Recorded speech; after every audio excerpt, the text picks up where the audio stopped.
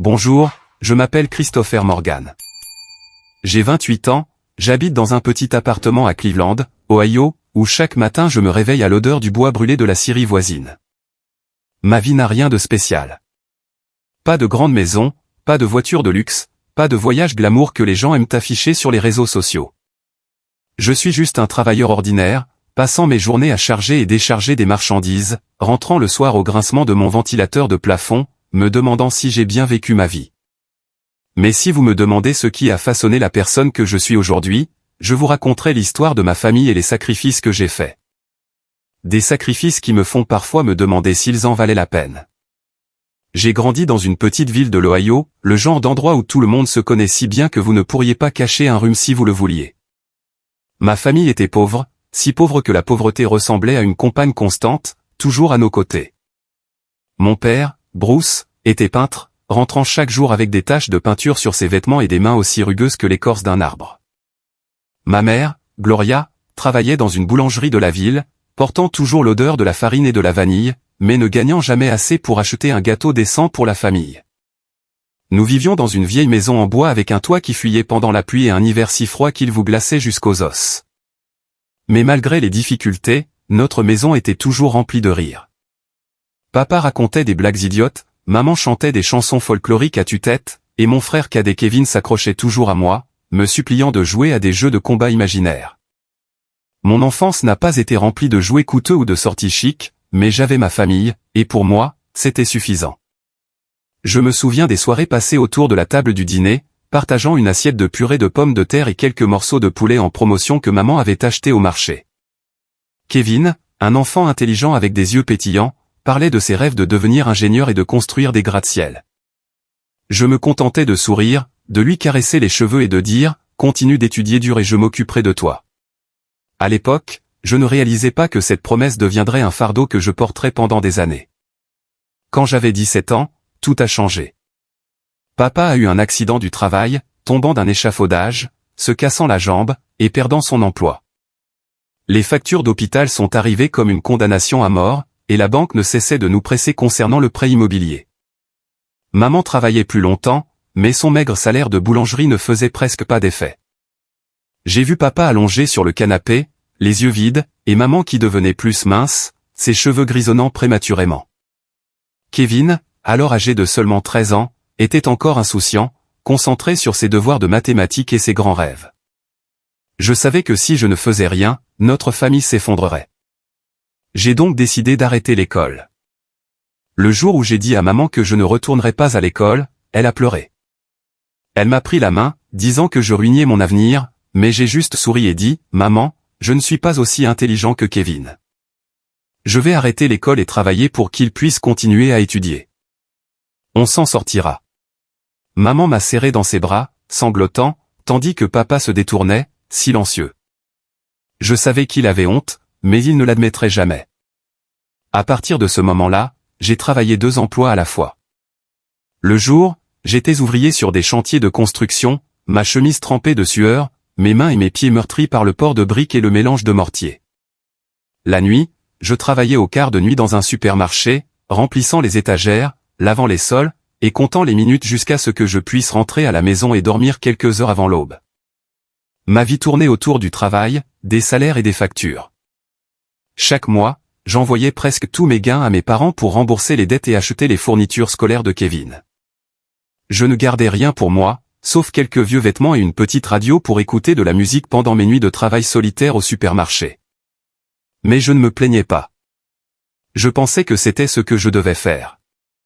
En tant qu'aîné, je devais porter le fardeau. Kevin excellait à l'école, toujours en tête de sa classe. Et chaque fois qu'il me montrait ses notes, je sentais que tout mon épuisement en valait la peine. Mes parents se sont progressivement stabilisés, bien qu'ils aient continué à vivre frugalement. Papa a trouvé un emploi de gardien de sécurité et maman est restée à la boulangerie. Je me disais que tant que ma famille allait bien, une petite souffrance de ma part n'avait pas d'importance. Puis j'ai rencontré Laura, la femme qui a changé ma vie, pour le meilleur et pour le pire. Elle travaillait dans un café près du supermarché où je m'arrêtais pour boire un verre après mes quarts de nuit. Laura avait un sourire radieux, des yeux marron chauds, et une façon de parler qui me faisait oublier mon épuisement. Nous avons commencé à sortir ensemble et pour la première fois, j'ai eu l'impression de ne pas seulement vivre pour travailler. J'aimais Laura.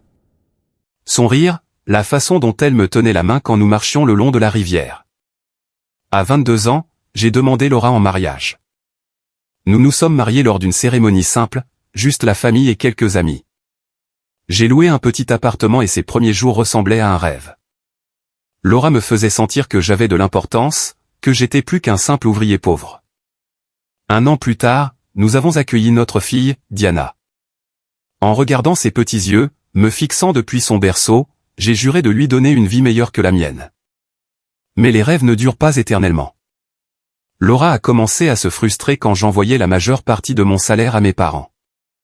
Elle disait que je privilégiais ma famille plutôt que notre propre avenir, que celui de Diana. J'ai essayé d'expliquer que je ne pouvais pas abandonner mes parents, que Kevin était sur le point de commencer l'université et avait besoin d'argent. Mais chaque dispute laissait Laura me regarder avec déception. « Pour qui vis-tu, Chris ? Pour tes parents ou pour nous ?» demandait-elle. Je ne pouvais pas répondre car au fond, je pensais que je devais vivre pour tout le monde. La tension a grandi. Laura voulait que nous économisions pour une maison, pour que Diana aille dans une bonne école, mais je n'avais pas d'argent car presque tout ce que je gagnais allait à mes parents ou au remboursement des dettes. Les disputes sont devenues habituelles et chacune donnait l'impression de me déchirer en deux. Je voulais rendre Laura heureuse, mais je ne pouvais pas tourner le dos à ma famille. Finalement, après 4 ans ensemble, Laura est partie. Elle a emmené Diana, qui n'avait que 3 ans, et a dit qu'elle ne pouvait pas vivre avec quelqu'un qui ne se sacrifiait que pour les autres et négligeait sa propre famille. Je suis resté figé dans notre appartement, la regardant faire ses valises, entendant Diana pleurer son père. Quand la porte s'est fermée, j'ai eu l'impression que mon monde s'était effondré. Je ne blâmais pas Laura. Peut-être avait-elle raison. Peut-être avais-je tort de penser que je pouvais tout équilibrer. Après le divorce, j'ai déménagé dans un appartement encore plus petit à Cleveland et j'ai commencé à travailler dans une scierie. Le travail est harassant, mais ça ne me dérange pas. J'ai l'habitude de transpirer pour chaque dollar. J'envoie toujours de l'argent à mes parents, bien que moins qu'avant, car je dois en mettre de côté pour que Laura s'occupe de Diana. Ma vie est maintenant un cycle répétitif. Travailler, rentrer, dormir, répéter. Je n'ai pas d'amis proches, pas de loisirs, pas de boissons animées avec mes collègues après un quart de travail. Tout ce que je possède est un vieux pick-up et quelques meubles usés. Mais la pire douleur n'est pas la solitude. C'est de manquer à Diana. Je sais qu'elle et Laura vivent à Erie, en Pennsylvanie, chez les parents de Laura. Parfois, je conduis là-bas juste pour me tenir à distance et regarder Diana jouer à son école maternelle. Je n'ose pas m'approcher, ne voulant pas perturber la nouvelle vie de Laura. Une fois, j'ai laissé une petite poupée accrochée au rétroviseur de la voiture de Laura avec un mot écrit à la main pour Diana de la part de papa. Je ne sais pas si elle l'a reçu, mais j'espère que cela lui a fait sourire. Je n'ai jamais parlé à personne de ces moments où je regardais ma fille de loin ou des nuits où je m'asseois seul, me demandant si mes sacrifices en valaient la peine. J'ai arrêté l'école, je me suis épuisé au travail, j'ai perdu ma femme et ma fille. De plus, ma famille pourrait avoir une vie meilleure. Mais parfois je me demande, pourquoi suis-je le seul à payer le prix? Pourquoi ne puis-je pas avoir un peu de bonheur pour moi-même? Je ne me plains pas, jamais. Je travaille juste tranquillement, vis tranquillement, et endure tranquillement. Mais au fond de moi, je ressens une douleur sans nom, une question qui se répète. Est-ce que je vis bien ma vie? Est-ce que tous mes sacrifices en valaient la peine? Puis une réponse m'est venue un jour d'où quand j'ai reçu un appel de l'oncle Paul, le frère cadet de mon père. Il a dit que la famille prévoyait une réunion chez lui, dans sa nouvelle maison dans la banlieue de Columbus. La nouvelle maison est immense, a-t-il dit avec enthousiasme au téléphone, sa voix débordant de fierté. David y a envoyé de l'argent pour l'acheter. Toute la famille sera là. Ça va être amusant. Tu dois y être. Ça fait un moment. David, le fils de l'oncle Paul, et mon cousin, travaille en Californie, gagne beaucoup d'argent et en renvoie régulièrement à ses parents. J'ai souri au téléphone, disant que j'essaierais d'y aller, mais à l'intérieur, j'ai ressenti un poids lourd. Les réunions de famille me rendaient toujours mal à l'aise. Je ne savais pas quoi dire ou faire quand tout le monde autour de moi semblait avoir plus réussi que moi. Je ne voulais pas y aller, honnêtement. mais ensuite maman a appelé juste après, sa voix douce mais ferme. Chris, tu dois venir. Toute la famille t'attend. Ne me fais pas demander 2 fois. J'ai soupiré et j'ai accepté. Je n'ai jamais été bon pour dire non à maman, bien que parfois je me demande si elle comprend vraiment ce que j'ai fait pour la famille. Le jour de la réunion est arrivé avec un temps ensoleillé magnifique et une brise fraîche rare à Cleveland. J'ai conduit mon vieux pick-up hérité de papa à la nouvelle maison de l'oncle Paul. Une spacieuse maison à 2 étages avec une large cour avant bien entretenue. L'herbe était soigneusement tondue, la clôture en piquet blanc scintillante. Je me suis garé, j'ai regardé par la fenêtre, et j'ai vu tout le monde déjà rassemblé. Des tantes, des oncles, des cousins, même des voisins proches. Des rires emplissaient l'air, et l'odeur de la viande grillée s'échappait de l'arrière-cour. J'ai pris une profonde inspiration, essayant de secouer ce sentiment d'être déplacé, et je suis entré. À l'intérieur, l'atmosphère était encore plus animée que je ne l'avais prévu. Tante Marie, la cousine de papa, partageait des histoires sur son récent voyage en Europe. L'oncle Paul se vantait de sa nouvelle maison, mentionnant constamment David, le héros de la famille. Ce gamin est super occupé, mais il gagne beaucoup d'argent, a-t-il dit, tenant une bière, les yeux brillants. Grâce à lui, j'ai eu cette maison. Tout le monde hochait la tête, murmurant d'admiration, tandis que je me contentais de sourire, assis tranquillement dans un coin de la table du dîner, tenant une assiette d'ailes de poulet grillé. Kevin, mon frère cadet, était là aussi. Il a 24 ans maintenant, diplômé d'université travaillant dans un bureau dans une compagnie d'assurance au centre-ville de Columbus. En le voyant dans une chemise habillée impeccable, les cheveux soigneusement coiffés, je ne pouvais m'empêcher de me sentir fier. Kevin était la preuve que mes années de travail acharné, d'abandon scolaire pour lui donner une chance, avaient porté leurs fruits. Il serrait la main de tout le monde, affichait un sourire éclatant, et parlait de son nouveau travail et de ses projets d'acheter une voiture. Les gens se pressaient autour de lui, le couvrant de louanges. Kevin est l'avenir de la famille Morgan, a dit tante Marie, puis s'est tournée vers moi, mi-plaisantant, mi-sérieuse. Et toi, Chris? Toujours à travailler à la scierie? Quand vas-tu ouvrir ton propre atelier? J'ai donné un sourire gêné, hoché la tête, et essayé d'avaler la piqûre dans ma poitrine. Je ne blâmais pas tante Marie. Pour tout le monde, j'étais juste Chris, le travailleur sans éclat. Pas de diplôme, pas de belle maison, pas d'histoire de succès à partager. Mais je ne m'attendais pas à ce qu'ils comprennent. Je voulais juste m'asseoir là, manger un repas de famille, et retourner à ma vie. Mais la réunion ne m'a pas laissé partir si facilement. Au fur et à mesure que le repas touchait à sa fin et que l'alcool faisait effet, l'humeur a changé. Papa, éméché et assis en face de moi, a soudainement pris la parole plus fort que nécessaire. Et Chris, comment te sens-tu d'être le seul de la famille à n'avoir rien accompli? Pas de travail décent, pas d'avenir. Il a ri comme s'il s'agissait d'une blague inoffensive, et quelques personnes à table ont gloussé comme si tout cela était pour le plaisir. Mon visage a brûlé, mais j'ai essayé de rester calme. J'ai baissé les yeux sur mon assiette, me mordant la lèvre, me disant qu'il était juste ivre, qu'il ne le pensait pas. Mais il n'a pas arrêté. Regarde Kevin, a-t-il poursuivi, en pointant mon frère. Diplômé d'université, emploi stable, avenir brillant, et toi, 28 ans, toujours à transporter du bois, vivant dans un appartement minable. Tu vas vivre comme ça pour toujours? Les rires autour de la table se sont estompés. Quelques regards curieux ont fusé vers moi, mais personne n'a rien dit. Kevin a baissé la tête, semblant mal à l'aise, mais il n'a rien dit non plus. J'ai serré ma fourchette, essayant de garder ma voix stable. J'essaie, papa. Mais il a fait comme s'il ne m'entendait pas et a continué. Essayez? Essayez quoi? Regarde David. Regarde Kevin. Tout le monde dans cette famille avance sauf toi. Tu es juste immobile. Tu embarrasses ta mère et moi. Ces mots étaient comme un couteau. Ma poitrine s'est alourdie, comme si quelqu'un appuyait dessus.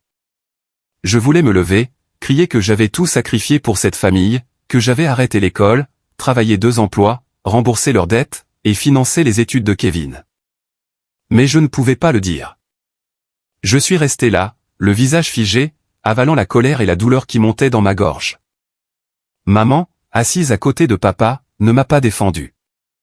Au lieu de cela, elle a ajouté, sa voix douce mais tranchante. Chris, nous savons que tu essaies, mais tu ne peux pas continuer à vivre comme ça pour toujours. David a acheté cette maison pour Paul. J'aimerais juste que tu puisses être la moitié aussi prospère que lui, et je serais satisfaite. Je l'ai regardé, espérant y trouver de la chaleur, une reconnaissance de ce que j'avais fait. Mais ses yeux ne contenaient que de la déception, comme si j'étais une tache sur la famille. J'ai senti ma poitrine se serrer, ma respiration devenir lourde, mes mains se serrer sous la table jusqu'à ce que mes jointures deviennent blanches. Je voulais me lever, partir, crier qu'il n'avait pas le droit de me parler comme ça. Mais je suis resté là, silencieux comme je l'avais fait pendant des années. Les rires et les bavardages autour de la table ont repris, comme si les mots qui venaient d'être prononcés n'étaient rien de plus qu'une blague inoffensive. Tante Marie a continué à parler de son voyage en Italie. L'oncle Paul s'est vanté davantage de David, et Kevin, mon frère, a gardé la tête basse, picorant doucement sa nourriture comme s'il ne voulait pas participer à ce désordre. J'ai regardé autour de moi, voyant tout le monde plongé dans son propre monde, un monde auquel je ne semblais pas appartenir. J'étais invisible, celui qui avait sacrifié toute sa vie pour qu'il puisse être assis là à rire sans que l'un d'eux ne le remarque. Puis papa, toujours éméché, a parlé à nouveau. Il m'a pointé du doigt, sa voix assez forte pour faire taire la pièce. Chris, écoute-moi. Tu ne peux pas continuer à vivre comme un raté pour toujours. Pas de maison, pas de voiture, même pas un travail décent. Tu es vraiment la honte de la famille Morgan. Il a souligné le dernier mot comme s'il voulait que le monde entier sache que j'étais une déception. À cet instant, quelque chose en moi s'est brisé. J'ai senti un feu s'allumer, brûlant toute la patience que j'avais gardée pendant des années. Je me suis levé brusquement, la chaise en bois crissant bruyamment. Tous les regards se sont tournés vers moi, mais je m'en fichais maintenant. J'étais resté silencieux trop longtemps, avalé trop de douleur. Il était temps de parler. Papa, maman, tout le monde, ai-je commencé, ma voix tremblant, non pas de peur, mais de la colère et de la douleur montant comme une vague déferlante. Vous pensez que je suis un raté? Vous pensez que je n'ai rien fait?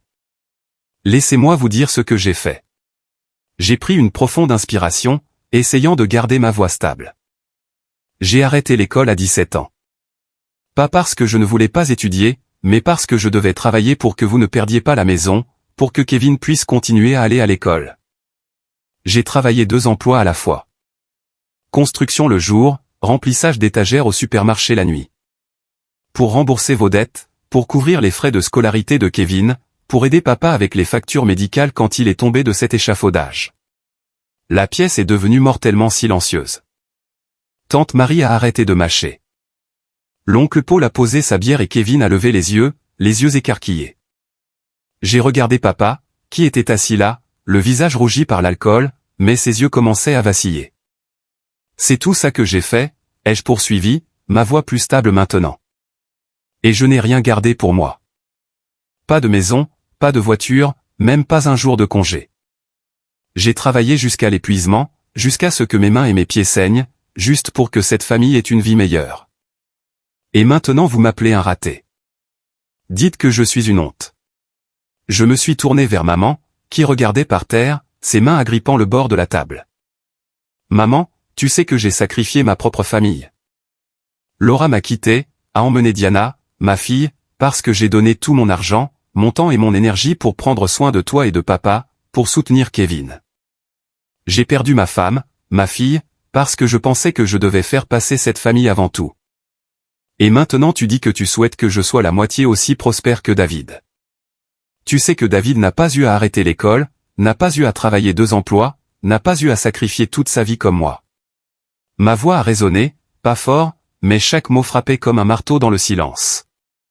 J'ai senti des larmes chaudes me piquer les yeux, mais je ne les ai pas essuyées. Je voulais qu'il voie, qu'il sache à quel point j'avais souffert. Je ne me suis jamais plaint, ai-je dit, ma voix. Je n'ai jamais rien demandé. Je voulais juste que cette famille aille bien. Mais maintenant je comprends. Peut-être que tout ce que j'ai fait ne signifie rien pour vous. Tante Marie m'a regardé, la bouche légèrement ouverte comme si elle n'arrivait pas à croire ce que j'avais dit. L'oncle Paul a secoué la tête, marmonnant quelque chose à sa femme. Kevin m'a regardé, les yeux rouges, mais il n'a rien dit. Maman a levé la tête, les yeux brillants comme si elle voulait dire quelque chose, mais ensuite elle a détourné le regard, m'évitant. Chris, ne parle pas comme ça, a-t-elle finalement dit, sa voix faible. Tu es l'aîné. C'est ta responsabilité. Tout le monde doit se sacrifier pour la famille. Ces mots m'ont frappé comme un coup de poing dans la poitrine. La responsabilité? J'ai vécu toute ma vie pour cette responsabilité. Et maintenant elle parle comme si ce n'était rien de spécial, comme si je n'avais fait que ce qui était attendu. J'ai laissé échapper un rire amer, dénué de toute joie. La responsabilité? Ai-je répété. Alors quelle est ta responsabilité envers moi? Rester assise ici devant tout le monde et m'appeler un raté?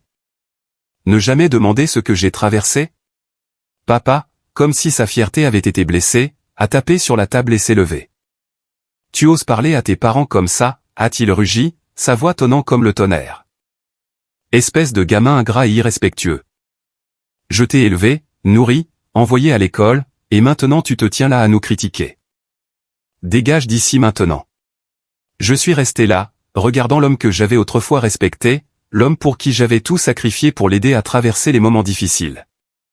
Je voulais en dire plus, hurler toutes les frustrations enfermées à l'intérieur, mais je savais que c'était inutile. Il ne comprenait pas, et peut-être ne comprendrait-il jamais. Je me suis retourné et j'ai quitté la pièce, sans regarder en arrière. La voix de papa résonnait encore derrière moi, mais je ne pouvais pas distinguer les mots.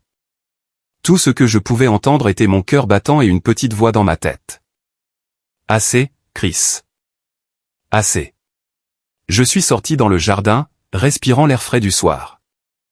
Des pas ont suivi, et quand je me suis retourné, j'ai vu Kevin me courir après. Chris, a-t-il appelé, la voix étranglée. Ne pars pas. C'est juste un malentendu. Papa et maman, Il s'est arrêté comme s'il ne trouvait pas les mots. J'ai regardé Kevin, le frère pour lequel j'avais sacrifié ma jeunesse afin qu'il ait la vie qu'il a aujourd'hui. Je voulais être en colère, lui reprocher de rester silencieux quand nos parents m'insultaient. Mais en regardant dans ses yeux rouges et larmoyants, je n'ai vu que le petit garçon qui s'accrochait à moi, le suppliant de jouer à des jeux de combat imaginaires. Ça va, Kevin, ai-je dit, ma voix plus calme que je ne l'avais prévu. J'ai juste besoin de temps. Je suis monté dans mon camion, j'ai démarré le moteur, et je suis parti. La maison de l'oncle Paul s'est estompée dans le rétroviseur, emportant avec elle les rires, les moqueries, et les sacrifices qui, je pensais, m'auraient valu le respect. Je ne savais pas où aller ni quoi faire, seulement que je ne pouvais pas rester là une seconde de plus. J'ai conduit sans but, fixant la route devant moi, tandis que mon esprit rejouait les accusations et les taquineries de mes parents. Un vide glacial s'est installé dans ma poitrine, apportant avec lui un sentiment d'impuissance étouffant. J'avais dit la vérité, déversé tout ce que j'avais gardé à l'intérieur pendant des années, mais cela n'avait rien changé. Mes parents pensaient toujours que j'étais ingrat. Mes proches me voyaient toujours comme un raté. Et j'étais toujours juste Chris, le travailleur, vivant dans un appartement délabré avec rien d'autre qu'un cœur plein de cicatrices. Quand je suis rentré dans mon appartement, je me suis effondré sur une chaise, j'ai fermé les yeux, et j'ai essayé de chasser l'image de la réunion, mais elle s'accrochait à moi. Je me demandais, est-ce la fin? Puis-je continuer à vivre comme ça, à me sacrifier sans reconnaissance, ou est-il temps que je commence à vivre pour moi-même? Ces questions tourbillonnaient dans ma tête comme une tempête incessante. J'ai ouvert les yeux, fixant la petite pièce vide, le vieux lit grinçant, la table en bois cabossée, et la radio crépitant toujours d'une chanson à laquelle je ne prenais pas la peine de prêter attention. C'était mon monde, construit à partir des restes d'argent après avoir envoyé la majeure partie à mes parents et à Diana. Mais maintenant, cela ressemblait à une prison, me piégeant dans la douleur que je n'avais pas osé affronter. Les mots que j'avais prononcés lors de la réunion résonnaient dans mon esprit. Pour la première fois de ma vie, je m'étais levé et j'avais dit la vérité sur mes sacrifices. J'avais espéré, même un peu, que mes parents reconsidéreraient, qu'ils réaliseraient ce que j'avais fait pour la famille. J'imaginais maman appeler, la voix étranglée d'excuses, ou papa, têtu comme il est, dire quelque chose pour arranger les choses. Mais mon téléphone est resté silencieux. Pas d'appel, pas de message, juste le ventilateur de plafond grinçant et le bourdonnement lointain du trafic à l'extérieur. Les nuits qui ont suivi, je n'ai pas pu dormir. Je me suis allongé sur mon lit, fixant le plafond taché, me demandant où j'avais mal tourné. J'ai arrêté l'école, travaillé 2 emplois, remboursé les dettes de mes parents, financé les études de Kevin. Mais qu'est-ce que j'ai reçu en retour? Des moqueries, des regards déçus, et le sentiment que je n'étais rien pour eux. J'ai commencé à penser à l'argent que j'envoyais toujours à mes parents chaque mois, même si mes revenus étaient si maigres que je devais compter chaque centime pour survivre. Pourquoi continuais-je à le faire? Pourquoi continuais-je à m'enchaîner à une responsabilité dont ils ne semblaient même pas tenir compte? Après de nombreuses nuits sans sommeil, j'ai pris une décision que je n'avais jamais osé envisager auparavant. J'allais arrêter. Je n'enverrais plus d'argent à mes parents. Pas parce que je les détestais, mais parce que j'avais besoin de vivre pour moi-même, ne serait-ce qu'une fois. J'avais besoin de me libérer de ce cycle de sacrifices dénué de sens. J'ai écrit un court message à maman. Maman, je suis désolé, mais je ne peux plus envoyer d'argent. J'ai besoin de vivre pour moi et pour Diana. J'ai appuyé sur envoyer, mon cœur battant, sentant comme si je venais de couper un cordon qui me liait depuis des années. Je pensais qu'ils comprendraient, ou du moins qu'ils appelleraient pour discuter. Mais non. 2 jours plus tard, alors que je travaillais à la scierie, j'ai entendu une agitation à la porte. Un collègue, Joe, est accouru vers moi, l'air paniqué. « Chris, tes parents sont dehors. Ils disent quelque chose à tout le monde. Ça a l'air intense. Tu ferais mieux d'aller voir. » Mon cœur s'est arrêté. Mes parents ici. J'ai laissé tomber ce que je faisais et j'ai couru jusqu'à la porte, incertain de devoir espérer ou craindre. Quand je suis arrivé, j'ai vu maman et papa debout à l'entrée de la scierie, entourés d'une foule de collègues curieux. Papa, dans sa chemise usée, criait, sa voix épaisse de colère. Ce Chris, il a abandonné sa famille. Nous l'avons élevé, nourri, envoyé à l'école, et maintenant il ose nous tourner le dos, coupant notre soutien. Quel malheureux ingrat. Maman se tenait à côté de lui, serrant son bras, sa voix stridente de ressentiment. C'est un mauvais fils, ne pensant qu'à lui, pas à ses parents. Nous avons besoin d'argent pour vivre, pour payer les factures médicales, et il s'en fiche. Je suis resté figé, sentant le sol s'effondrer sous moi. Leurs mots n'étaient pas seulement des insultes. C'était une déformation de la vérité. Ils n'ont pas mentionné les années où je me suis épuisé au travail, les dettes que j'ai remboursées pour eux, le fait que j'ai sacrifié ma propre famille. Ils m'ont dépeint comme un fils égoïste et déloyal. Mes collègues, des gens avec qui je travaillais depuis des années maintenant, me regardaient avec des yeux curieux, chuchotant entre eux. Joe m'a tapoté l'épaule, murmurant, « Qu'est-ce qui se passe, Chris ?» Ce qu'ils disent est vrai. Je n'ai pas répondu à Joe. Une vague d'humiliation m'a submergé, non pas à cause de ce que mes parents disaient, mais parce que je les avais laissés me mettre dans cette position devant les gens que je voyais tous les jours. J'ai fait un pas en avant, ma voix. « Maman, papa, comment avez-vous pu faire ça? Pourquoi me traitez-vous si cruellement après tout ce que j'ai fait pour vous ?» Maman m'a regardé, ses yeux n'étaient plus remplis de la déception de la réunion, mais de colère. « Tu crois que quelques dollars règlent ta responsabilité? Tu es l'aîné. Tu es censé t'occuper de nous. Maintenant, je suis malade. Ton père travaille à en mourir, et tu oses nous abandonner? Tu es ingrat. » Papa a coupé, me pointant. « Pour qui te prends-tu? En nous coupant. Tu veux que cette famille meure de faim. J'ai honte d'avoir un fils comme toi. » Leurs mots étaient comme des couteaux s'enfonçant profondément dans mon cœur. Je voulais crier pour leur dire que j'avais sacrifié ma jeunesse, ma propre famille pour les soutenir. Mais je ne pouvais pas parler. Je suis resté là, entouré de regards curieux et de murmures, me sentant comme un étranger dans ma propre vie.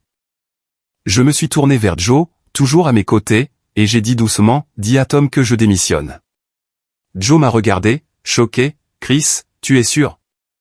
Tu n'as pas à faire ça. » Mais j'ai juste secoué la tête. Je ne pouvais pas rester là où l'histoire de mes parents se répandrait comme une tache. Je suis retourné dans mon appartement, j'ai emballé les quelques affaires que je possédais, quelques vêtements, la vieille radio, et une photo de Diana que Laura m'avait envoyée. J'ai regardé la photo, ses grands yeux ronds me regardant, et j'ai senti une lueur de force revenir. Je ne pouvais pas continuer à vivre comme ça. Je ne pouvais pas laisser ma famille me tirer encore plus vers le bas. J'avais besoin d'un nouveau départ, d'un endroit où je pourrais me retrouver. la petite chambre à Cleveland avec l'odeur du bois brûlé de la scierie et le ventilateur de plafond grinçant n'était plus là où j'appartenais. J'avais trop longtemps vécu pour les autres, et maintenant j'avais besoin de vivre pour moi-même, ne serait-ce que pour savoir que j'en étais encore capable. J'ai chargé mon vieux pick-up avec quelques sacs de mes affaires et j'ai conduit vers l'est en direction d'Erie, en Pennsylvanie. Je n'avais pas de plan précis, seulement la connaissance que Laura et Diana vivaient là-bas avec les parents de Laura, Wayne et Amanda. Je ne voulais pas les déranger ou perturber leur vie paisible. Mais juste être près de Diana, même si cela signifiait la regarder jouer de loin, suffisait à faire battre mon cœur. J'ai conduit sur des routes sinueuses, passant des champs de maïs doré scintillant sous le soleil doux. Et pour la première fois depuis des années, j'ai ressenti un soupçon de liberté. Pas une liberté complète. Les cicatrices de la réunion et les mots de mes parents persistaient, mais une petite étincelle suffisait à me faire croire que je pouvais recommencer. Quand je suis arrivé à Erie, j'ai trouvé une petite chambre près du front de mer dans un quartier populaire avec de basses maisons en bois et des érables d'un rouge vif. La chambre n'avait rien de spécial. Un lit simple, une petite table, et une fenêtre donnant sur le lac. Mais le son régulier et doux des vagues s'écrasant chaque nuit m'apportait plus de paix que les nuits sans sommeil à Cleveland. Debout près de la fenêtre, respirant l'air salin, je me suis dit, c'est ma chance, un nouveau départ. J'ai commencé à chercher du travail. Après quelques jours à demander autour de moi, j'ai décroché un emploi de technicien de maintenance dans une entreprise de services portuaires aériens. Le travail n'était pas facile, réparer des machines, inspecter du matériel, et parfois charger des marchandises quand il manquait de personnel, mais c'était stable. Le salaire était suffisant pour que je vive confortablement sans compter chaque centime comme avant. J'ai arrêté d'envoyer de l'argent à mes parents, et bien que la décision me ronge, elle m'a aussi apporté un sentiment de libération. Pour la première fois de ma vie, j'ai gardé mon argent pour moi.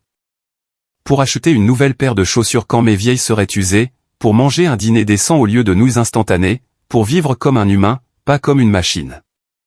Dans mes premiers jours à Erie, je suis resté discret. Je n'étais pas habitué à parler aux inconnus ou à m'ouvrir, mais le travail au port m'a obligé à interagir. J'ai travaillé aux côtés d'hommes et de femmes courageux qui ne craignaient pas la sueur et qui étaient toujours prêts à faire une blague pour alléger l'atmosphère. L'un d'eux, un type nommé Miguel, est devenu mon premier ami là-bas. Quelques années de plus que moi, avec des cheveux noirs bouclés et un sourire contagieux. Miguel m'invitait à boire une bière après l'écart. Au début, j'ai refusé, mais finalement, j'ai cédé. Nous nous assoyions dans un petit bar près du port, écoutant les vagues et parlant de tout, du football à la vie quotidienne. Pour la première fois, je me sentais moins seul. J'ai commencé à construire une nouvelle vie petit à petit. J'ai rejoint une équipe de football locale amateur qui jouait le week-end. Je n'étais pas excellent, mais courir sur l'herbe, entendre les cris et les rires de mes coéquipiers, me rappelait les jours d'enfance où Kevin et moi jouions à faire semblant de nous battre dans notre jardin. J'ai acheté des livres d'occasion dans une librairie près du port, principalement des romans d'aventure, et je les lisais les nuits sans sommeil. J'ai découvert que j'aimais lire, me perdre dans des histoires de personnes qui osaient sortir de leur zone de confort. Cela me faisait penser que peut-être je pourrais faire ça aussi. Ma santé mentale s'est lentement améliorée. Sans la pression d'envoyer de l'argent à la maison, sans les appels de reproches de maman, sans les nuits à me torturer en me demandant si je vivais bien, j'ai commencé à trouver de la joie dans les petites choses. Un matin ensoleillé, une tasse de café chaud, ou le rire de Miguel alors qu'il racontait des histoires sur son fils. Mais au fond, Diana me manquait toujours. Je savais qu'elle était à Erie, à quelques kilomètres seulement, mais je n'osais pas m'approcher. J'avais peur de déranger Laura, de perturber leur vie. Parfois, je passais devant l'école maternelle de Diana, la regardant de loin jouer, ses cheveux attachés en queue de cheval, son sourire aussi brillant que le soleil. Chaque fois, je ressentais à la fois de la joie et du chagrin. Puis un jour, j'ai reçu un SMS de Laura. C'était bref. Chris, je sais que tu es à Erie. Si tu veux voir Diana, fais-le-moi savoir. Mon cœur s'est emballé en le lisant. Je ne savais pas comment elle avait découvert. Peut-être par une connaissance commune ou peut-être qu'elle m'avait vu près de l'école maternelle. Je me suis assis pendant des heures à réfléchir. Je voulais voir Diana, la serrer dans mes bras, lui dire que je l'aimais. Mais j'avais peur. Peur de ne pas être digne. Peur de blesser à nouveau Laura. Finalement, j'ai rassemblé mon courage et j'ai appelé Laura. La conversation a été courte, mais moins tendue que ce que j'avais prévu. Elle a dit que Diana demandait souvent après son père, qu'elle me manquait, même si elle était trop jeune pour tout comprendre.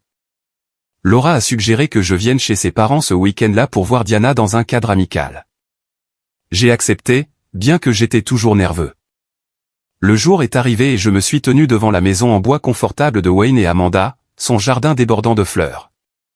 Je portais ma chemise la plus propre, tenant une poupée que j'avais achetée pour Diana. Quand Laura a ouvert la porte, elle ressemblait beaucoup à la même, avec ses yeux marron chaud, bien que maintenant avec de légères rides au coin. « Entre, Chris », a-t-elle dit doucement. Je suis entré et j'ai vu Diana, maintenant âgée de 5 ans, jouer avec un jeu de puzzle. Elle a levé les yeux, m'a vu, et a éclaté d'un sourire radieux. « Papa », a-t-elle crié, courant pour me serrer dans ses bras. Je me suis agenouillé, la serrant fort, sentant comme si le monde s'était arrêté. L'odeur de ses cheveux, sa voix joyeuse, la façon dont elle s'accrochait à moi, cela me donnait envie de pleurer. J'ai passé l'après-midi à jouer avec Diana, à écouter ses récits de l'école, du chien de ses grands-parents, et des dessins qu'elle faisait. Laura s'est assise à proximité, ne disant pas grand-chose, mais j'ai senti qu'elle ne gardait plus la colère qu'elle avait autrefois. Wayne et Amanda m'ont traité gentiment, m'invitant à rester pour le dîner. C'était le premier repas de famille que j'avais eu depuis des années. Et bien que ce ne soit pas la famille dont j'avais autrefois rêvé, c'était suffisant pour réchauffer mon cœur. Dans les semaines qui ont suivi, j'ai commencé à voir Diana plus régulièrement. Laura a accepté que je lui rende visite le week-end, et lentement, nous avons commencé à parler davantage, non pas pour raviver notre relation, mais pour construire une relation saine dans l'intérêt de Diana. Laura m'a dit qu'elle s'était installée dans sa vie, travaillant dans une compagnie d'assurance et étudiant pour une certification. J'ai partagé mon travail au port, mes parties de soccer, et comment j'essayais de vivre pour moi-même. Elle a souri et a dit, « Tu as l'air différent, Chris. Plus léger. » Et elle avait raison. Je me sentais plus léger. Pas parce que j'avais oublié ce qui s'était passé avec ma famille, mais parce que j'apprenais à lâcher prise. Je pensais toujours à mes parents, à Kevin, mais je ne les laissais plus définir qui j'étais. J'ai trouvé la joie dans ma nouvelle vie, faisant du jogging le long du front de mer, lisant des livres, riant avec Miguel, et surtout, les moments avec Diana. Je n'étais plus le Chris qui endurait silencieusement. J'étais Chris, un père, un ami, un homme essayant de se redécouvrir. Mais je savais au fond de moi que je n'avais pas complètement lâché prise. Les cicatrices de la réunion, des paroles de mes parents, persistaient. Je me demandais si je pourrais jamais vraiment oublier ou si je porterais cette douleur pour toujours. Mais chaque fois que je voyais le sourire de Diana, chaque fois que j'entendais les vagues s'écraser contre le rivage, je me sentais plus proche d'une meilleure version de moi-même. Et cela, pour moi, suffisait. La vie aérienne n'était pas parfaite, mais elle était mienne. Une vie que j'avais choisie non pas par devoir ou par pression, mais parce que je voulais me redécouvrir. J'avais mon travail au port, de nouveaux amis comme Miguel, et des après-midi le week-end avec Diana. Ces choses me faisaient me sentir vivant, vraiment vivant, pour la première fois depuis des années. Puis Noël est arrivé. J'ai été invité à la maison de Wayne et Amanda pour le dîner avec Laura et Diana. C'était une soirée froide, mais chaude avec des lumières scintillantes et l'odeur de pain du sapin de Noël dans le salon. Diana, maintenant âgée de 5 ans, courait dans la maison avec un chapeau de Père Noël trop grand glissant sur sa tête, riant alors que je faisais semblant de la laisser m'attraper dans un jeu de poursuite. Laura était assise sur le canapé, nous regardant avec un sourire doux et significatif. Amanda s'affairait dans la cuisine à préparer une dinde rôtie tandis que Wayne racontait des histoires de ses jours en tant que marin, sa voix profonde et chaleureuse se mêlant à la douce musique de Noël. Pendant le dîner, alors que nous levions nos verres pour trinquer, mes pensées dérivaient vers mes parents. Malgré mes efforts pour enfouir leurs souvenirs, ils refaisaient surface. Je me suis souvenu des Noëls de mon enfance. Maman qui préparait des biscuits en pain d'épices. Papa, épuisé par le travail, parvenant toujours à faire un petit sapin de Noël avec des branches sèches. Ces souvenirs, bien que doux, étaient entachés par la douleur de leurs mots lors de la réunion. Le ronde public à la Syrie. Je me demandais ce qu'ils faisaient, s'ils pensaient jamais à moi, ou si j'étais vraiment devenu le fils ingrat à leurs yeux. J'ai essayé de repousser ces pensées, me concentrant sur Diana, sur son excitation alors qu'elle ouvrait ses cadeaux, un jeu de puzzle de ma part et une poupée de Laura. Mais à la fin du dîner et quand Diana s'est endormie sur le canapé, Laura m'a regardé comme si elle lisait dans mes pensées. « Tu penses à eux, n'est-ce pas ?» a-t-elle demandé doucement. J'ai hoché la tête, ne voulant pas mentir. Je ne sais pas, Laura. J'ai essayé de lâcher prise, mais ce sont toujours mes parents. Laura a hoché la tête, ses yeux pleins de compréhension. Je sais, mais tu ne peux pas les laisser te retenir. Tu as fait assez, Chris. Plus qu'assez. J'ai souri, reconnaissant de sa compréhension, mais mon cœur était un enchevêtrement d'émotions. Amour, colère, et un espoir naïf que les choses pourraient être différentes. Quelques jours plus tard, j'ai décidé de conduire jusqu'à Columbus pour rendre visite à l'oncle Paul et prendre des nouvelles de mes parents. Je ne voulais pas les contacter directement ou les affronter, mais j'avais besoin de savoir comment ils allaient. Je me suis dit que ce serait une courte visite juste pour me rassurer. Ensuite, je retournerai à Erie dans ma nouvelle vie. Quand je suis arrivé, l'oncle Paul était dans l'arrière-cour en train de réparer la clôture. Il a levé les yeux surpris et a souri. « Chris, ça fait longtemps qu'on ne s'est pas vu, gamin. » Il m'a tapé sur l'épaule, m'a tiré à l'intérieur, m'a servi une tasse de café, et a commencé à rattraper le temps perdu. Mais quand j'ai posé des questions sur mes parents, son ton est devenu sérieux. « Ils n'aillent pas très bien, Chris, » a-t-il dit, les yeux remplis d'inquiétude. « Ta mère est malade, elle a de la tension et des problèmes cardiaques. Le médecin lui a prescrit des médicaments, mais ils sont chers, et l'argent, eh bien, tu sais. » Il a fait une pause, a siroté son café, et a continué. « Ton père a pris du travail supplémentaire en conduisant un camion de livraison la nuit, même s'il n'est plus aussi fort qu'avant. Il me demande des prêts, mais je ne peux aider qu'à un certain point. » Je me suis assis en silence, sentant comme si quelqu'un me serrait le cœur. Maman malade. Papa travaillant la nuit. J'imaginais papa avec ses cheveux gris et ses mains tremblantes conduisant dans la nuit froide. J'imaginais maman qui chantait des chansons folkloriques à tue-tête dépendant maintenant de pilules coûteuses. Je ressentais à la fois de la pitié et de la colère. De la pitié parce qu'ils étaient mes parents. De la colère à cause de leurs insultes, de leur humiliation publique, de leur refus de jamais s'excuser. L'oncle Paul a continué, sa voix plus douce. Kevin est occupé. Il a une nouvelle petite amie, vit toujours au centre-ville de Columbus. Il ne leur rend pas souvent visite. Il envoie de l'argent parfois, mais pas régulièrement. Tes parents s'en plaignent beaucoup. J'ai écouté, un goût amer dans la bouche. Kevin, le frère pour lequel j'avais sacrifié ma jeunesse pour le mettre à l'université, était maintenant trop occupé pour s'occuper de nos parents. Je ne le blâmais pas. Il avait sa propre vie, mais je ne pouvais m'empêcher de ressentir l'injustice. J'avais tout fait pour maintenir cette famille à flot, et maintenant ils avaient de nouveaux besoins de moi, mais n'avaient toujours pas reconnu ce que j'avais fait. L'oncle Paul m'a regardé, ses yeux suggérant quelque chose d'indicible. « Chris, la famille a toujours besoin de toi, » a-t-il dit prudemment. « Mais je sais qu'ils ne t'ont pas traité équitablement. Je ne les défends pas, mais je pense que peut-être ils ne savent pas comment dire pardon. » J'ai hoché la tête, ne disant rien. Ces mots étaient comme une aiguille piquant les cicatrices non guéries de mon cœur. Je voulais croire que mes parents avaient encore besoin de moi, qu'ils m'aimaient d'une certaine manière. Mais je ne pouvais pas oublier ce qui s'était passé. Je ne pouvais pas effacer comment ils m'avaient fait me sentir comme un raté. J'ai quitté la maison de l'oncle Paul et je suis rentré à Erie en silence. Mon esprit était en désordre. Je ressentais de la compassion pour maman, inquiet pour sa santé. Je m'inquiétais pour papa, vieux et travaillant toujours des heures éprouvantes. Mais j'étais aussi en colère. En colère parce qu'ils n'ont jamais reconnu mes sacrifices. En colère parce qu'ils m'avaient humilié à la Syrie. En colère parce qu'ils me considéraient toujours comme un fil ingrat. Je me demandais si je devais y retourner, si je devais les aider à nouveau, ou si je devais continuer à vivre ma nouvelle vie où j'avais enfin trouvé un peu de paix. Dans les jours qui ont suivi, je n'ai pas arrêté de penser à mes parents.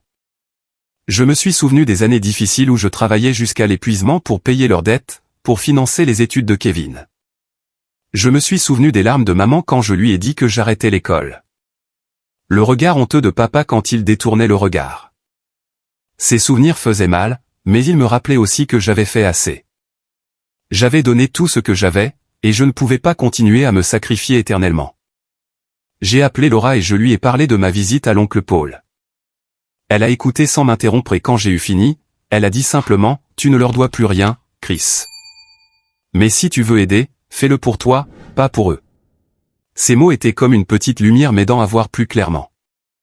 Je ne voulais pas retomber dans l'ancien cycle de vivre pour plaire aux autres, mais je ne voulais pas non plus porter la culpabilité d'avoir abandonné mes parents. Je me suis assis dans ma petite chambre, écoutant les vagues s'écraser à l'extérieur de la fenêtre. J'ai pensé à Diana, à son sourire, aux après-midi que nous passions à jouer ensemble. J'ai pensé à la nouvelle vie que je construisais, à mes amis comme Miguel, aux petites joies que j'avais trouvées, et je me suis demandé, pouvais-je aider mes parents sans me perdre? Y avait-il un moyen de guérir sans sacrifier mon bonheur? Je n'avais pas encore les réponses, mais pour la première fois, j'ai senti que j'avais le droit de choisir. Non pas par devoir, mais parce que je le voulais. Et cela, bien que juste un petit pas, m'a fait me sentir plus léger que jamais. Les jours après mon retour de chez l'oncle Paul ont été remplis d'un mélange complexe de pitié et de colère. Les images de maman, frêle et malade, papa, âgé et travaillant la nuit, et l'allusion de l'oncle Paul que la famille a toujours besoin de toi continuaient de tourner dans mon esprit. Je voulais les aider, faire quelque chose pour que maman puisse s'offrir ses médicaments, pour que papa n'ait pas à conduire un camion dans la nuit froide. Mais chaque fois que je pensais rouvrir cette porte fermée, je me souvenais de la funeste réunion. Les mots de mes parents à la porte de la scierie, comment ils m'avaient appelé un misérable ingrat. Je me demandais, pouvais-je les aider sans retomber dans ce cycle douloureux? Les nuits qui ont suivi ont été presque sans sommeil. Je me suis assis près de la fenêtre, écoutant les vagues s'écraser contre la côte lugubre, essayant de trouver une issue au milieu de ce chaos émotionnel. Parfois, je pensais appeler mes parents, offrir une petite somme, juste assez pour les médicaments de maman. Mais ensuite la peur s'est installée. Peur qu'ils le considèrent comme quelque chose que je devais faire, qu'ils ne l'apprécient pas, qu'ils ne s'excusent pas, et que je sois ramené dans la boucle sans fin du devoir et de la douleur. Je ne voulais pas retourner à l'ancien Chris, celui qui vivait uniquement pour plaire aux autres, qui avait sacrifié sa propre petite famille pour la plus grande. Finalement, j'ai rassemblé mon courage, j'ai pris le téléphone, et j'ai appelé papa. C'était la première fois que je le contactais depuis mon départ de Cleveland, depuis que j'avais coupé les ponts après la scène à la scierie. Quand papa a répondu, sa voix était sèche, comme s'il était encore en colère. « Chris, qu'est-ce que tu veux ?» J'ai pris une profonde inspiration, essayant de garder ma voix stable. « Papa, j'ai entendu parler par l'oncle Paul de comment les choses se passent pour toi et maman. Je veux savoir comment elle va et je veux parler. » Il y a eu un long silence à l'autre bout du fil. Puis papa a dit, son ton toujours dur. « Ta mère est malade, mais elle se débrouille. Et toi? Tu ne penses à nous que maintenant, après nous avoir abandonnés. » Ces mots m'ont frappé comme un coup de poing, mais je ne les ai pas laissés me déstabiliser. J'étais préparé à ça. « Papa, je ne vous ai pas abandonné, ai-je dit, ma voix plus stable que je ne l'avais prévu. J'ai fait tout ce que j'ai pu. J'ai arrêté l'école, j'ai travaillé 2 emplois, j'ai remboursé vos dettes, j'ai financé les études de Kevin. J'ai perdu ma propre famille parce que je vous ai mis, toi et maman, en premier. Mais je n'ai jamais eu de reconnaissance de votre part, même pas un merci. Au lieu de ça, vous êtes allé à la scierie, vous m'avez traité d'ingrat devant tout le monde. Je ne peux pas continuer à vivre comme ça. » Papa était silencieux. J'ai entendu un soupir lourd par téléphone, mais il n'a rien dit. J'ai continué, « Je peux aider, papa, mais ce sera limité. Et j'ai besoin que toi et maman changiez. J'ai besoin que vous me respectiez, que vous reconnaissiez ce que j'ai fait. Sinon, je ne peux pas continuer. » Mes mots sont restés en suspens.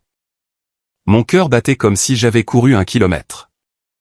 J'avais peur que papa ne crie à nouveau, « Il m'appelle ingrat. » Mais il ne l'a pas fait. Il a seulement dit, sa voix plus basse. « J'y réfléchirai. » Puis il a raccroché sans un mot de plus. Je suis resté assis, tenant toujours le téléphone, sentant comme si un poids lourd s'était soulevé de ma poitrine. Je ne savais pas ce que papa ferait, s'il y réfléchirait vraiment ou s'il l'avait dit juste pour mettre fin à l'appel. Mais je savais que j'avais fait la bonne chose. Pour la première fois, j'avais fixé mes limites, non pas en tant que fils remplissant un devoir, mais en tant que personne qui voulait du respect. Dans les jours qui ont suivi, j'ai attendu. Je ne m'attendais pas à un miracle. Je ne m'attendais pas à ce que mes parents changent soudainement. Mais j'espérais, même un peu, qu'ils comprendraient. J'ai continué à travailler au port, à jouer au soccer avec Miguel et l'équipe amateur, et à passer du temps avec Diana. Chaque fois que je voyais son sourire, je sentais que j'avais eu raison de choisir de vivre pour moi-même, de fixer des limites, de me protéger. Mais je ne pouvais pas nier que je m'inquiétais toujours pour maman, que je pensais toujours à papa, et que j'espérais toujours qu'un jour ma famille pourrait guérir. Chaque nuit, je retournais dans ma petite chambre, écoutant les vagues et pensant à l'appel avec papa. Je me demandais s'il réfléchissait vraiment ou s'il avait juste dit ça pour me calmer. Je me demandais si maman, avec sa maladie, savait que j'avais appelé, savait que je me souciais encore. Et je me demandais si je pouvais trouver un moyen de les aider sans me perdre. Je n'avais pas de réponse immédiate, mais pour la première fois de ma vie, je me trouvais à la croisée des chemins. Et j'avais le droit de choisir mon chemin. Non pas par devoir, mais parce que je le voulais. J'étais maintenant le Christ qui ne supportait plus silencieusement, celui qui ne connaissait que le sacrifice. J'étais Chris, un père, un ami, un homme qui apprenait à s'aimer, et peut-être un jour, un fils que sa famille valoriserait. L'appel avec papa m'a laissé avec un mélange d'émotions, le soulagement d'avoir dit ce qu'il fallait dire, mais aussi un poids lourd dû à son silence. Je ne savais pas s'il réfléchirait vraiment ou s'il l'avait dit juste pour mettre fin à la conversation. Mais je savais que pour la première fois, j'avais fixé des limites, j'avais clairement exprimé ce que je voulais, et cela me donnait l'impression de vivre vraiment, pas seulement d'exister. Une semaine passa et je me suis réinstallé dans ma routine aérienne. J'ai travaillé au port à réparer des machines, à charger des marchandises, et à plaisanter avec Miguel pendant les pauses. J'ai joué au soccer le week-end, sentant la sueur couler sur mon front, et entendant les encouragements de mes coéquipiers. J'ai passé du temps avec Diana, jouant avec elle, l'écoutant parler des dessins qu'elle faisait à l'école maternelle. Ces moments, bien que petits, étaient les briques de ma nouvelle vie, une vie que j'avais choisie pour moi-même. Mais je ne pouvais nier que je pensais toujours à mes parents. Chaque fois que je voyais Diana, je me souvenais des années difficiles où je travaillais jusqu'à l'épuisement pour que mes parents s'en sortent, pour que Kevin aille à l'université. Je me souvenais des larmes de maman quand je lui ai dit que j'arrêtais l'école. Le regard honteux de papa quand il détournait le regard, incapable de subvenir aux besoins de la famille. Ces souvenirs, aussi douloureux soient-ils, faisaient partie de moi. Je voulais croire que mes parents m'aimaient encore à leur manière. Mais je savais aussi que cet amour n'était pas suffisant sans respect. Puis un matin, alors que je me préparais pour le travail, j'ai reçu une lettre. Pas un SMS, pas un appel, mais une lettre manuscrite envoyée par la poste avec l'écriture familière de maman. Je suis resté figé dans ma petite chambre, tenant l'enveloppe, mon cœur battant. Je ne savais pas à quoi m'attendre. Des excuses, un autre reproche, ou juste un autre appel à l'aide. Je me suis assis à la table, j'ai pris une profonde inspiration, et je l'ai ouverte. Chris, mon fils, commençait la lettre, l'écriture tremblante comme si elle était écrite à travers l'émotion. Je sais que tu es en colère contre nous et je ne te blâme pas. J'ai entendu ce que tu as dit lors de l'appel avec ton père. J'ai beaucoup réfléchi et je réalise que j'avais tort. Je ne t'ai jamais dit à quel point je suis fier de toi, à quel point tu as sacrifié pour la famille. Je suis désolé, Chris. Je suis désolé de ne pas avoir vu que tu avais fait tout ça, de t'avoir laissé te sentir seul. J'ai continué à lire, les larmes coulant sur mes joues.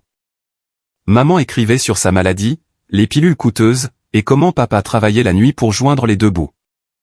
Elle disait qu'il ne s'attendait pas à ce que je me sacrifie comme avant, qu'il voulait juste réparer les choses pour te retrouver, même juste pour parler. Je n'ai pas besoin de ton argent, Chris, a-t-elle écrit. J'ai juste besoin de toi. Je veux que notre famille soit comme elle était, mais je sais que cela prend du temps. Si tu veux bien, j'attendrai. J'ai plié la lettre et je me suis assis en silence pendant des heures. Les excuses de maman, bien que tardives, étaient ce que j'avais tant désiré. Mais cela m'a aussi laissé dans le conflit. Je voulais croire qu'elle le pensait vraiment, qu'elle et papa changeraient. Mais j'avais peur. Peur que si j'ouvrais mon cœur, je serais ramené dans l'ancien cycle du sacrifice sans reconnaissance. J'ai pensé aux paroles de Laura. Fais-le pour toi, pas pour eux. J'ai pensé à Diana, à son sourire, à la nouvelle vie que je construisais. Et je me suis demandé, pouvais-je réparer les choses avec mes parents sans me perdre? Je me suis tenu sur la plage, regardant l'horizon où le soleil se couchait, peignant la mer d'un orange vif. J'ai pensé à mon parcours, d'un garçon qui a arrêté l'école pour soutenir sa famille, à un mari qui a échoué dans son mariage, à un père qui apprend à aimer sa fille, et maintenant à un homme qui cherche un sens à sa vie. J'ai pensé à mes parents, à Kevin, aux cicatrices et aux lueurs d'espoir. Je me demandais si je devais y retourner, si je devais donner une autre chance à ma famille, ou si je devais continuer à marcher sur mon propre chemin. Je n'avais pas de réponse claire, mais debout là, au milieu du bruit des vagues et de la lueur du coucher de soleil, j'ai ressenti un étrange sentiment de paix. Je savais que quel que soit le chemin que je le choisirais pour moi-même, pour Diana, et pour un avenir que je méritais. J'ai glissé la lettre dans ma poche, j'ai pris une profonde inspiration, et je me suis éloigné, laissant derrière moi des questions sans réponse. Ma vie, bien qu'imparfaite, était devant moi et pour la première fois, je me sentais prêt à l'affronter.